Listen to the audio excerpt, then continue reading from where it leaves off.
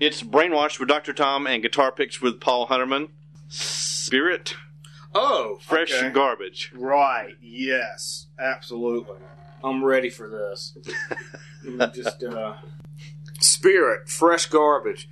Another Zeppelin reference. They used to, back in their early days, when they only had one record out, they kept on getting called back for more and more encores, so they had to flesh out the set with something.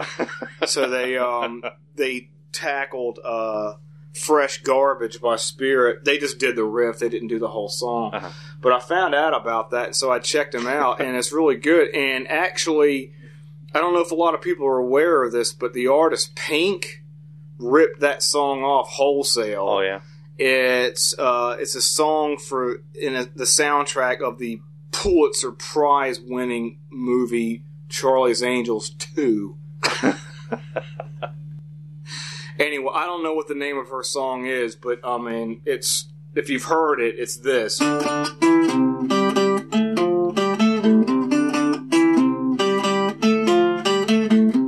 Anyway, so I hope Randy California has been given credit for it. He's a guy. That's actually his name, is Randy California. Anyway, so I took Fresh Garbage and I made up my own version of it. It sounds a bit more like Jethro Tull, old Tull.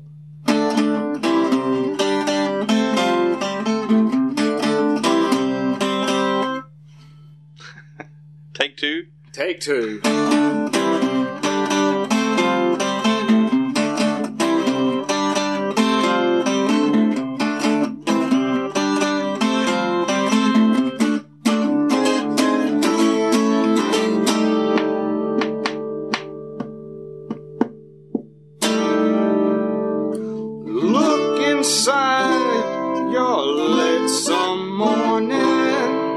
See the things you haven't quite consumed. The world's a can for your fresh garbage.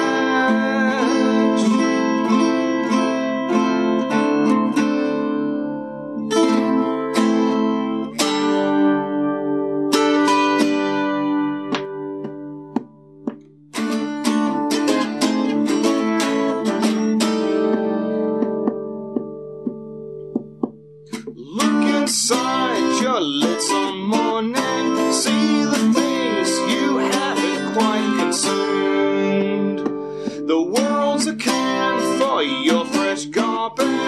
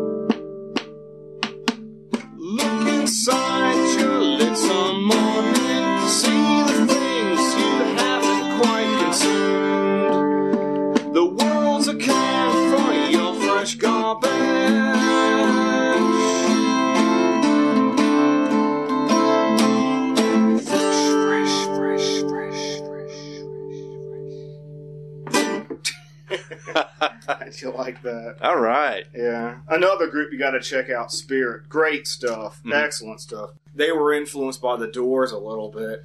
And then recently I've been checking out some old Blue Oyster Cult records, especially like the first one. Yeah. And they were definitely influenced by Spirit. Absolutely. I can hear it. And as it turns out, James Hetfield has said that the guitar player for Metallica said he really liked Blue Oyster Cult. So you've got the Doors, Spirit, Blue Oyster Cult, Metallica. It's a continuum, man. We're back. It's Brainwash with Dr. Tom and Guitar Picks with Paul Hunneman. Youngbloods, Sir Francis Drake. Oh, yeah. Another ridiculous song. I don't know who actually wrote it, but it's very much sort of semi-classical, kind of British Isle folk, Renaissance era sort of thing. But they do it with a band. And they have an odd choice using a Wurlitzer electric piano to play the part. So it's pretty odd sounding sort of thing, but it's really cool. You know, it's a must listen to at least once anyway. And it's great because it's a bit complicated, and at the end they just completely mess up, and you can hear they start going, the drums like and all that, So it's great. You'll love it. It's Brainwash with Dr. Tom and Guitar Picks with Paul Hunneman. Richard Thompson, Banished Misfortune. Richard Thompson, Banished Misfortune. We're back to the Dadgad tuning again.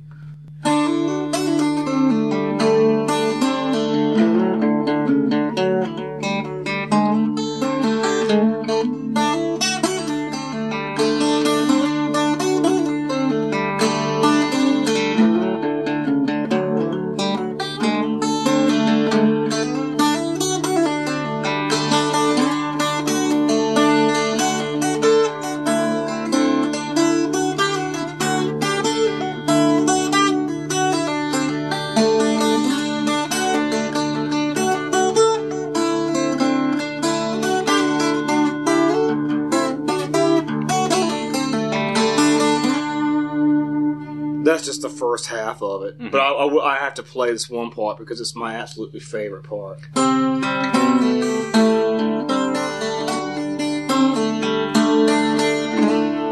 play that part again.